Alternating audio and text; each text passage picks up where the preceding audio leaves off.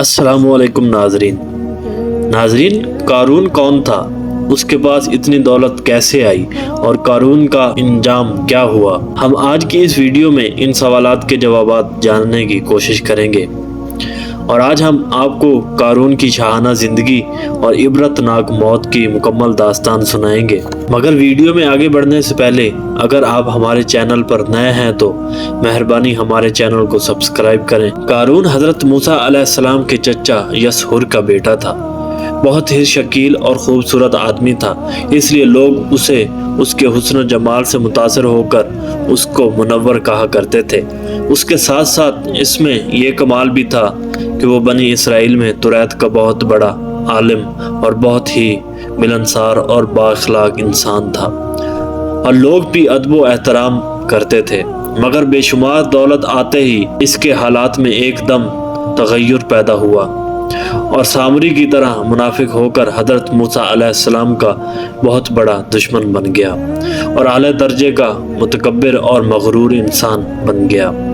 قرآن مجید میں قارون کا ذکر 4 مرتبہ آیا ہے اور اسے فرعون اور حمام کے ساتھ بدکاروں میں قرار دیا گیا ہے۔ توریت کے مطابق اس کا نام قورح تھا اور بظاہر اس نے حضرت موسیٰ علیہ السلام کا دین بھی قبول کر لیا تھا، نماز بھی پڑھتا تھا، توریت بھی پڑھتا تھا، مگر ریاکار اور کمزور عقیدے کا انسان تھا، مکمل ایمان نہیں رکھتا تھا۔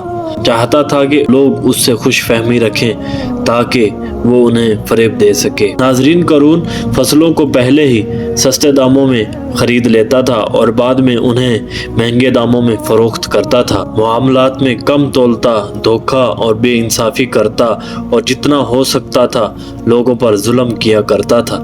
اسی قسم کے کاموں سے اس نے بہت زیادہ دولت اکٹھی کر لی تھی اور اسے ہر چیز سے زیادہ عزیز رکھتا تھا۔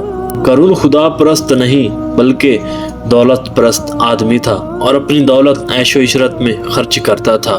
بہت عمدہ اور عالی شان محل بنوایا اور اس کے در و دیوار کو سونے اور مختلف قسم کے جواہرات سے مزین کیا، حتیٰ کہ اپنے گھوڑوں اور اونٹوں کو سونے اور جواہرات سے مزین کیا۔ قارون کے پاس سینکڑوں غلام اور کنیزیں تھیں اور وہ ان کے ساتھ بہت برا سلوک کرتا تھا اور وہ انہیں مجبور کرتا تھا کہ وہ اس کے سامنے زمین پر گر پڑیں، اس کے پاؤں کو بوسہ دیں اور اسے سجدہ کریں۔ ناظرین، قارون کی دولت کے متعلق اللہ تعالیٰ نے قرآن مجید میں کچھ یوں ارشاد فرمایا ہے: اور ہم نے بھی اسے اتنے خزانے دے دیے تھے کہ ایک طاقتور جماعت سے بھی اس کی کنڈیاں نہیں اٹھ سکتی تھی۔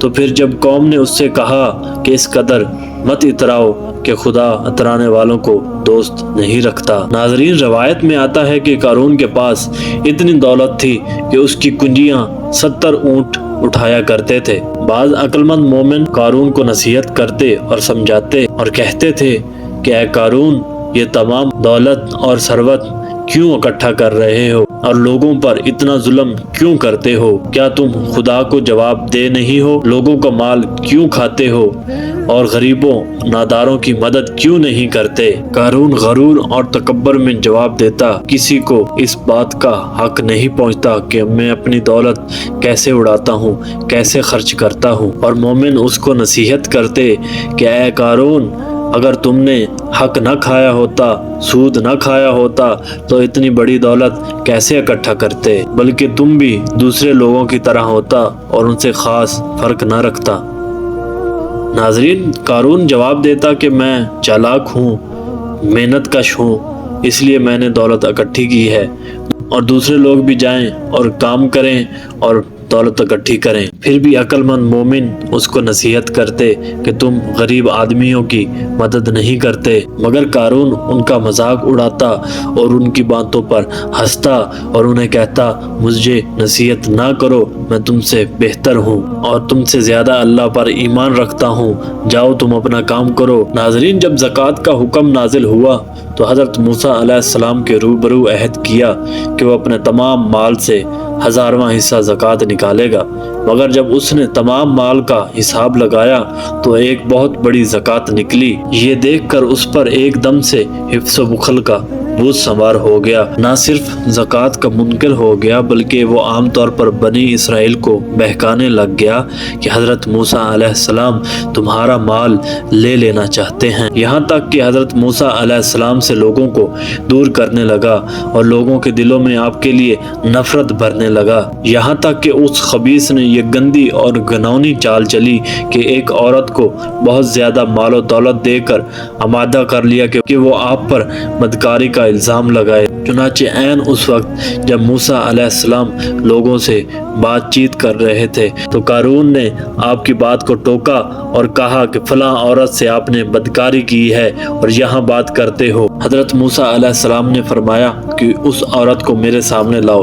چنانچہ وہ عورت بلائی گئی تو حضرت موسیٰ علیہ السلام نے فرمایا، اے عورت، اس اللہ کی قسم کہ جس نے بنی اسرائیل کے لیے دریا کو پھاڑ دیا اور عافیت و سلامتی کے ساتھ دریا کو پار کرایا اور فرعون سے نجات دلائی، کہ سچ سچ کہہ دے واقعہ کیا ہے۔ حضرت موسیٰ علیہ السلام کا جلال دیکھ کر عورت سہم گئی اور کانپنے لگی اور صاف صاف کہہ دیا کہ اے اللہ کے نبی، مجھ پر قارون نے دباؤ ڈالا تھا کہ وہ آپ پر الزام لگائے۔ تو اس وقت حضرت موسیٰ علیہ السلام آبدیدہ ہو کر سجدہ شکر میں گر پڑے اور بحالت سجدہ آپ نے دعا مانگی کہ اے پروردگار، قارون پر اپنا قہر نازل فرما۔ پھر آپ نے مجمع سے فرمایا کہ جو قارون کا ساتھی ہے وہ قارون کے ساتھ ٹھہرا رہے اور جو میرا ساتھی ہے وہ قارون سے جدا ہو جائے۔